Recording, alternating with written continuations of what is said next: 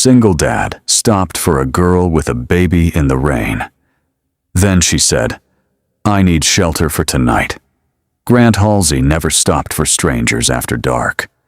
2 lonely years of raising his 6-year-old daughter alone had taught him that trouble often waited on empty roads. But that stormy night, something changed. A young woman struggled through the freezing rain, clutching a baby beneath a soaked blanket. She looked too exhausted to keep walking, yet she never once tried to wave him down.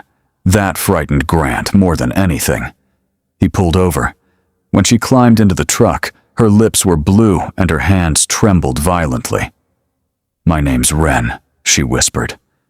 The baby, Junie, barely made a sound. Grant drove home without asking questions. Experience had taught him that broken people only spoke when they felt safe. Inside his small farmhouse, he turned up the heat, found dry clothes, and made tea while Wren carefully wrapped Junie in warm blankets. "I'll leave after she sleeps," Wren said. Grant shook his head. "Not tonight. No child belongs outside in weather like this." She stared at him as though waiting for the hidden price behind his kindness. It never came. Days passed. Grant noticed strange things. Wren always kept her duffel bag packed beside the door. She jumped whenever headlights slowed outside the house. She apologized for everything, even breathing too loudly. His daughter Lily quickly adored baby Junie, making her laugh for the first time in days. One night, Lily developed a high fever. Before Grant could react, Wren calmly checked her pulse, lowered the fever correctly, and explained every step with practiced confidence. "You've done this before," Grant said. She looked away. "I used to be an emergency room nurse." The truth finally emerged. Her husband, Derek Voss, had once been charming. Then came the controlling phone calls, the missing car keys, the locked doors, the bruises no makeup could hide. 3 weeks earlier, Wren had escaped in the middle of the night with Junie while Derek slept. "He'll never stop looking," she admitted quietly. Grant felt his stomach tighten. 2 days later, an old phone hidden deep inside her bag suddenly lit up. Blocked number, 3 missed calls. Then another message appeared. "I know you're close. I'll find you." The color drained from Wren's face. "I have to leave," she whispered. "You'll only put another town between him and you."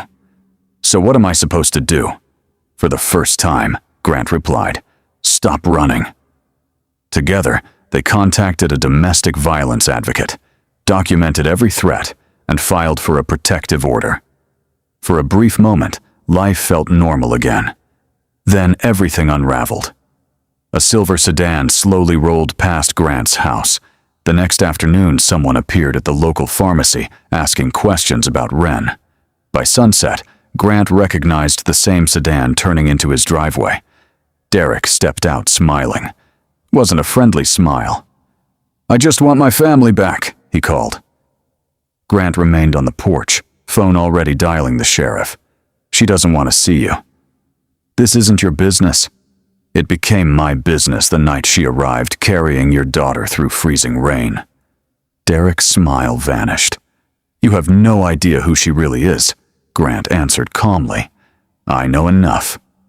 Inside the house, Wren stood frozen with Junie in her arms. For months, she had dreamed of this moment. She expected Grant to step aside. He didn't. Red and blue lights suddenly flashed across the trees. Someone in town had already called the deputies. For the first time since losing control over Wren, Derek looked afraid. He drove away seconds before the patrol cars arrived. 3 weeks later, police arrested him on multiple outstanding charges connected to stalking, assault, and violating previous court orders. Only then did Wren finally breathe without fear. Spring slowly replaced winter.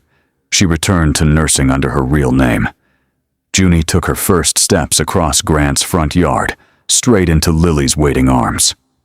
One quiet evening, rain tapped gently against the porch roof, where everything had begun. Grant reached for Wren's hand. She didn't pull away.